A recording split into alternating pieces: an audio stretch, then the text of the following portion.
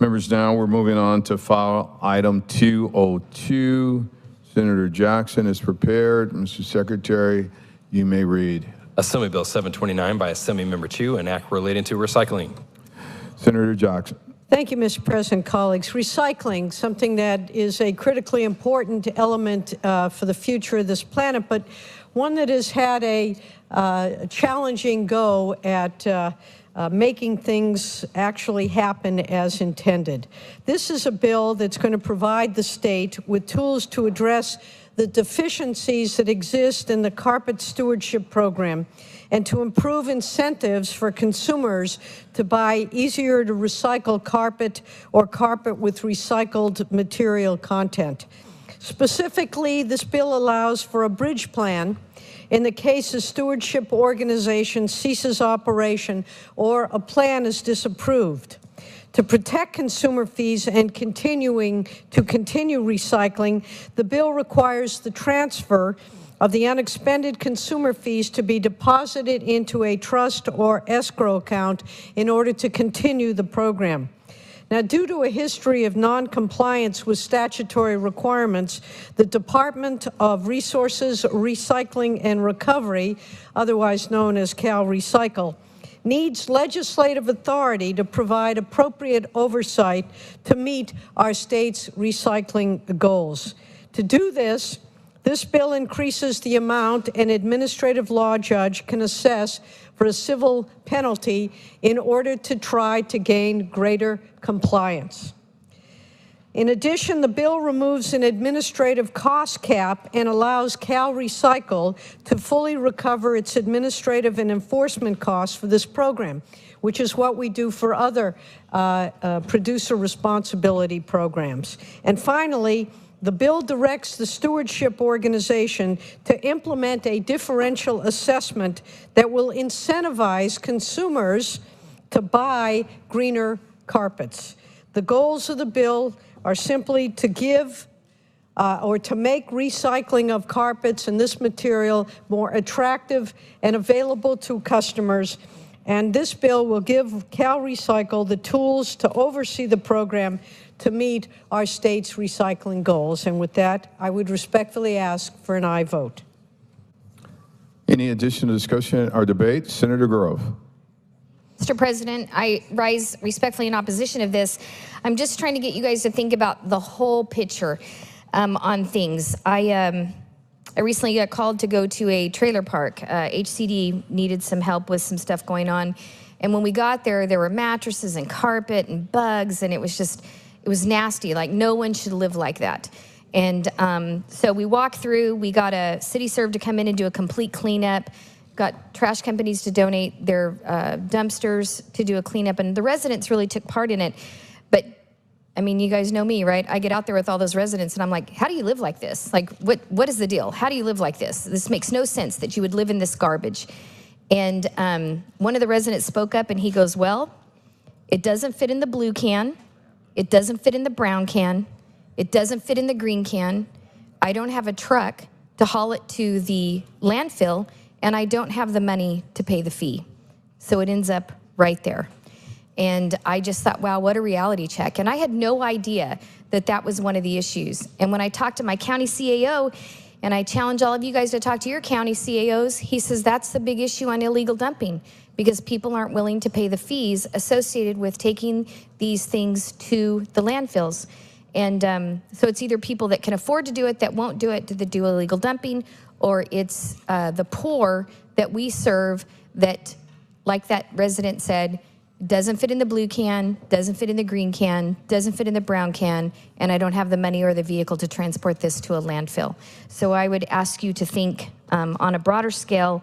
I realize we all want to address environmental things and environmental issues, but we need to take care of the constituents we serve and see how it's affecting them directly. And I would respectfully urge a no vote. Any additional debate or discussion on this item?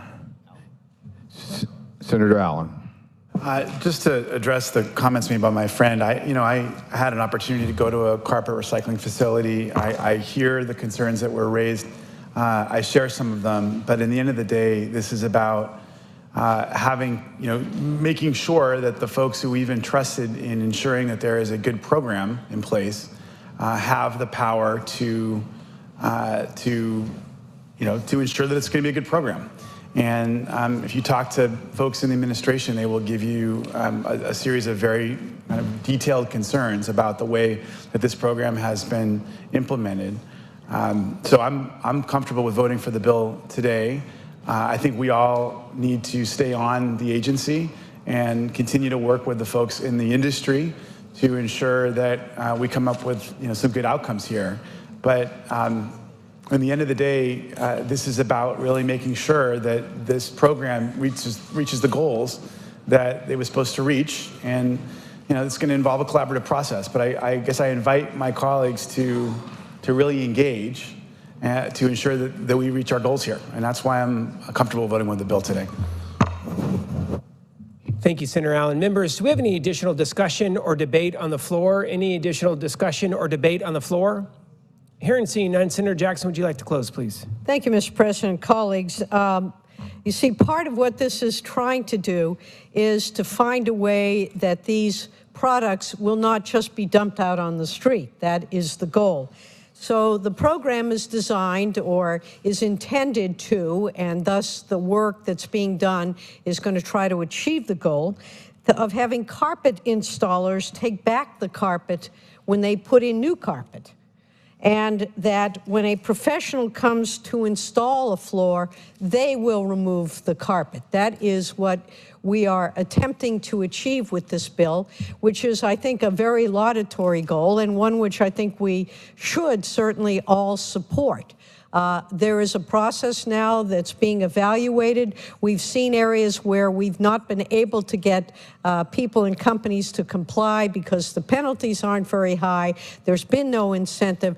This is an effort now to get into perhaps the recycling 2.0 on this, the producer responsibility. That's what this bill is trying to do, is to figure out a way to make this work and to provide an opportunity for those who are going to install the next round to take those materials and get rid of them the way we do with tires, frankly. When you go to get a new set of tires, you give the company the old set of tires, and you pay a small fee, and those tires are then removed so that they're not in a landfill where we end up with these tire fires that go on for a year or two or three.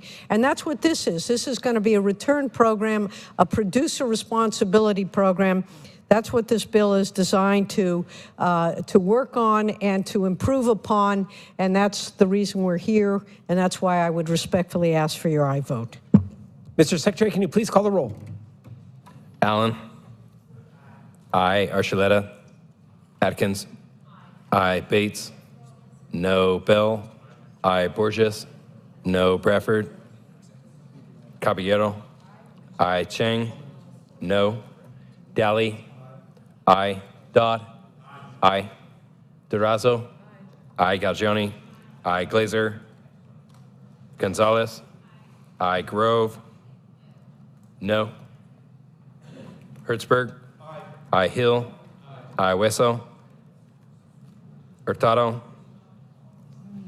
No. No. Jackson. Aye. Jones. No. Leyva. McGuire. Aye. Mitchell. Aye. Monning. Aye. Morlock. No. Morrell. No. Nielsen. No. Pan. Porcentino. Roth. Aye. Rubio. Aye. Skinner. Aye. Stern. Aye. Stone.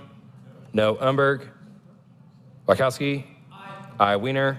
Aye. Wilk. No. Members, we're going to call the absent members once, and then we're going to close the vote down. Mr. Secretary, can you please call the absent members? Archuleta. Bradford. Glazer. Aye. Wesso. Leyva. Aye. Pan. Aye. Porcentino. Aye. Umberg. Bradford. Aye. Umberg. Aye. Ayes 27, noes 11. The measure passes.